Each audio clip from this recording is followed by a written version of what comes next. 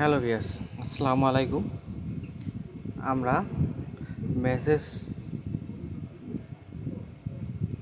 Application থেকে যদি কোনো এসএমএস ডিলিট হয়ে যায় তাহলে আমরা কোনো অ্যাপ ছাড়াই কীভাবে ফিরিয়ে আনব চলুন দেখা যাক।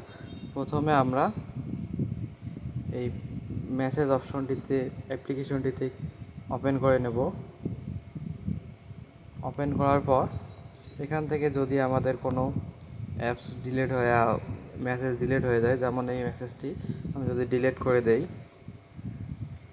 করে দিলে আমরা ইজিপির এসএমএসটা কীভাবে ফিরিয়ে আনব। ইজিপির এসএমএসটা ফিরিয়ে আনার জন্য আমাদেরকে ডান দিকে যে থ্রি ডট চিহ্নটি দেখতে পাচ্ছে এখানে ক্লিক করতে হবে। ক্লিক করার পর এখানে দেখেন রিসেন্টলি ডিলিট নামে একটি অপশন আছে, এখানে ক্লিক করতে হবে।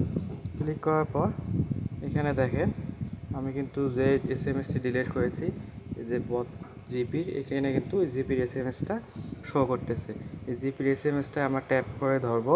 ধরার পর এখানে দেখেন রিস্টোর নামে একটি অপশন আছে, এখানে ক্লিক করে দেবো। তাহলে আমাদের কিন্তু এই জিপি এসএমএসটা সেম জায়গায় কিন্তু চলে এসেছে। দেখেন আমরা যে এসএমএসটা ডিলিট করেছি আমরা সেম জায়গায় এসএমএসটি কিন্তু আবার পেয়ে গেছি। এই অপশনটি চালু করার জন্য আপনাদেরকে যে কাজটি করতে হবে, প্রথমে এই থ্রি ডট চিহ্নতে ক্লিক করতে হবে। ক্লিক করার পর এখানে দেখেন সেটিংস নামে একটি অপশন আছে, এটা ক্লিক করতে হবে। এখানে ক্লিক করার পর এখানে দেখেন রিসেন্টলি ডিলিট নামে একটি অপশন আছে। এই অপশনটি অফ থাকলে এটা অন করে দিতে হবে। এটা অন করে দিলেই আপনাদের এই অপশনটি চালু হয়ে যাবে। তাহলে আপনারা কোনো এসএমএস ডিলিট করে দিলে 30 দিনের মধ্যে বা 60 দিনের মধ্যে আপনারা, এখানে লেখা আছে 60 দিন, 60 দিনের মধ্যে আপনারা এই এসএমএসটি আবার ফিরিয়ে নিতে পারবেন।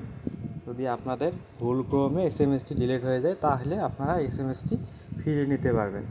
ভিডিওটি যদি আপনাদের কাছে ভালো লেগে থাকে তাহলে আমাদের চ্যানেলটি একটি লাইক, কমেন্ট, শেয়ার এবং সাবস্ক্রাইব করে আমাদের পাশেই থাকবেন।